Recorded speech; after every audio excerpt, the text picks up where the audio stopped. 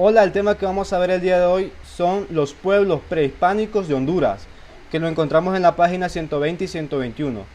Como ustedes sabrán, quienes habla es su maestro de tercer grado, Harold Rodríguez, en la clase de Ciencias Sociales.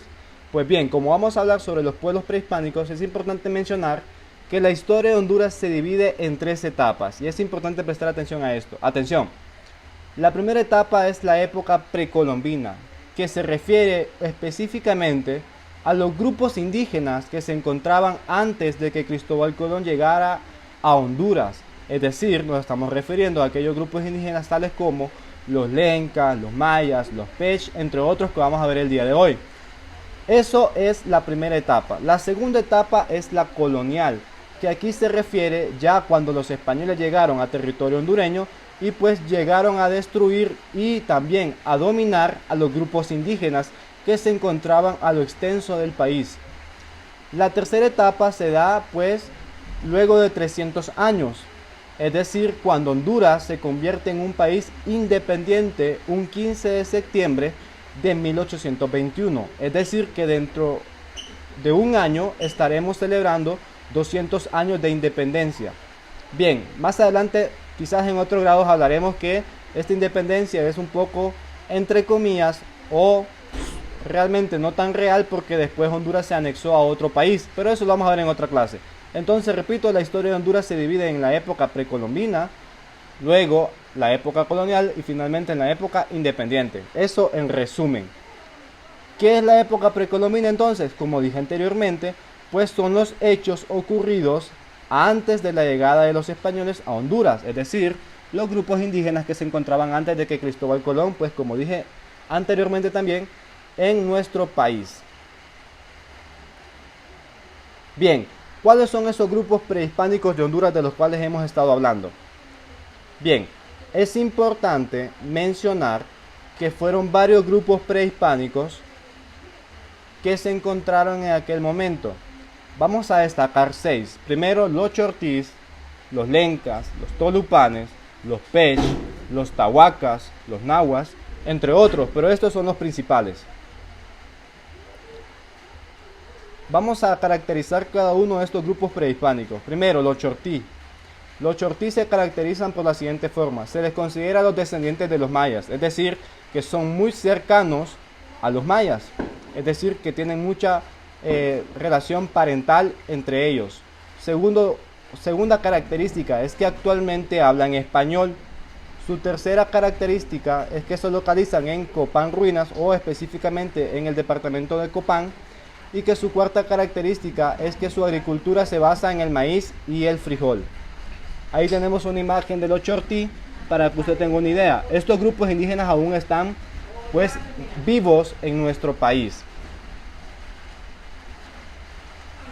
Características de los lencas. Estamos hablando de otro grupo indígena.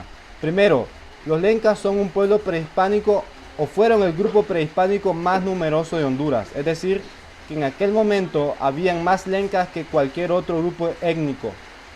Segundo, que habitan mayormente en los departamentos de La Paz, Lempira e Intibucá.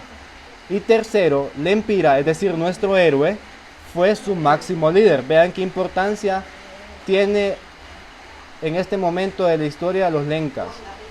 Bien, aquí tenemos una imagen de los lencas donde se caracterizan siempre por andar un tipo de tela en su cabeza, ¿verdad? Elaborada a mano por parte de ellos, que actualmente los lencas también están vigentes, aún están pues en nuestro país. Otro grupo importante de los prehispánicos es los tolupanes. Una característica de estos es que fueron conocidos también como jicaques. La segunda característica es que habitaron en las montañas de Lloro y Francisco Morazán, y actualmente siempre sigue siendo así. Hay un lugar conocido llamado la Montaña de la Flor, donde ellos aún mantienen sus costumbres, y es importante saber sobre ellos. Tercero, cultivaban maíz y café. Aquí tenemos un ejemplo de los grupos del grupo Tolupán, también conocido como jicaques. Y finalmente, la característica de los pech es que también eran conocidos como payas. Su segunda característica es que se ubicaron mayormente en Olancho. Y tercero, cultivaban yuca, maíz y frijol. La cuarta característica es que eran nómadas. Cuando hablamos de algo nómada estamos hablando de un grupo social que no se establece en ningún lugar, es decir, que no tiene un hogar propio, que se trasladan de un lugar a otro. Ahí tenemos un ejemplo de los Pech para que los puedan identificar. Y otro grupo prehispánico fueron los Tahuacas, que se caracterizan también por ser conocidos como sumos. A estos se les conoce como sumos o Tahuacas. Número 2. Habitan mayormente en el departamento de Gracias a Dios y cultivan yuca, plátanos, maíz y frijol, entre otros, pero estos son los principales. Ahí tenemos un ejemplo de los Tahuacas. Vean cómo andan los bebés y los niños ahí, las madres. Y otro grupo prehispánico, o mejor dicho, los grupos prehispánicos en el siguiente mapa se dividen de la siguiente forma. En amarillo se localizan los lencas en los siguientes departamentos. Vean ustedes aquí el nombre del grupo étnico con el color de cada uno de los departamentos. Si ustedes ven en el mapa, los lencas, a través de este mapa podemos ver que se localizan en Lempira, Intibucá y La Paz. Los Tahuacas, que están de color naranja, se localizan en el departamento de Gracias a Dios. Los Chortí se localizan en Copán, y ya sabemos que son los descendientes de los mayas. Los Pech, que mayormente se localizan en Olancho y Colón. Y finalmente los Tolupanes, que están de color gris, se localizan en, como dije anteriormente, en las montañas de Francisco Morazán y Lloro. Entonces, esto en pocas palabras son los grupos prehispánicos. No vamos a mencionar los garífunas, no vamos a mencionar los miskitos, porque estos llegaron después, cuando los españoles llegaron a Honduras, y estamos hablando de los grupos indígenas que estaban antes de la llegada de Colón. Bien, muchas gracias, Dios les bendiga, esperando que puedan pues enviar las tareas que aún están pendientes, y a través de este video, como vuelvo y repito, podrán resolver la guía número 9 que se le acaba de enviar. Espero estén muy bien de salud, Dios les bendiga a todos y un fuerte abrazo.